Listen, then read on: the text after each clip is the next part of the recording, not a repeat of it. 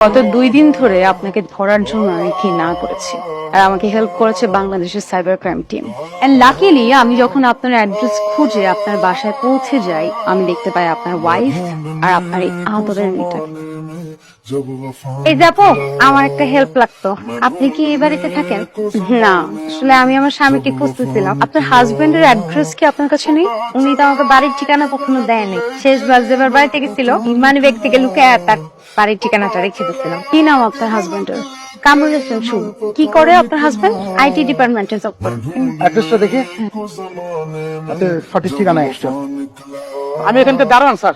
কামরুল ইসলাম শুভ কয়তলা থাকে? বাসা সাইরাস চলে গেছে।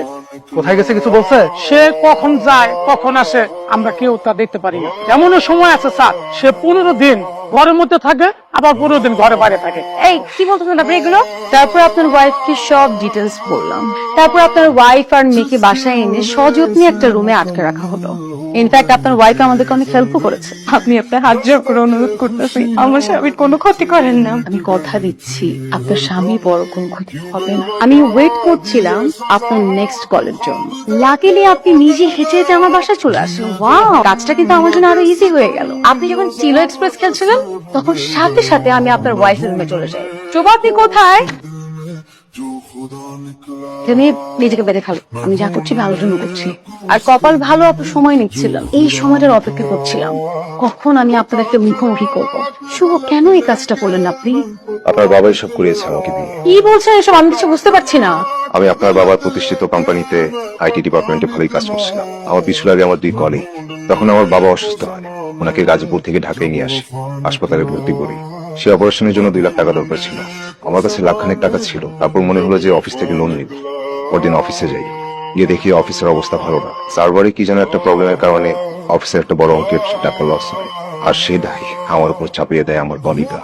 তখন আপনার বাবা আমাকে ডাকে। তোমার কোনো কথাই আমি শুনবো না। আমার কোনো ভুল নেই।